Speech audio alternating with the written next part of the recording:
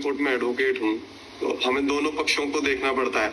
अब देखो, ऐसी बात तुमने कही है कि इसमें हम संशय पैदा करते हैं, क्योंकि आप लोग जानते हैं कि हम जिसका साथ दे रहे हैं दोषी है।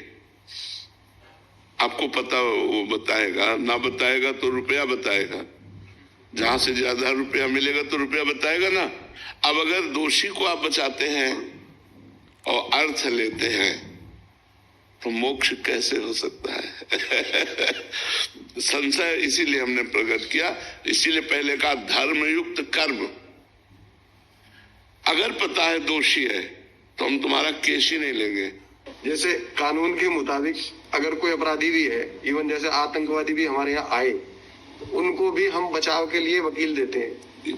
तो वो वहाँ कर्तव्य आता है उसका कि अगर उसको दिया गया है तो उसका बचाव करना है। जो देखो, सरकारी बचाव पक्ष देना और धन से बचाव पक्ष देना, इनमें दो में भेद हो जाता है। यदि आप सरकारी वकील हो और सरकारी वकील के अनुसार आपको बचाव पक्ष दिया गया है, तो फिर आपका कर्तव्य बनता है कि आपको जितनी वकालत है वो पूरी लगाकर उसको बचाने की कोशिश।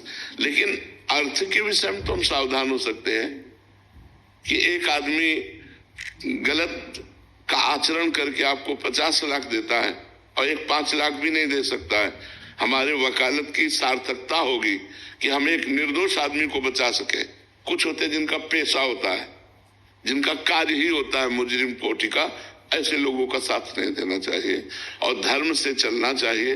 तो भगवान कृपा करेंगे, नहीं तो बहुत मतलब धर्म का सूक्ष्म स्वरूप है, अपराध बनने में देर नहीं लगती। नहीं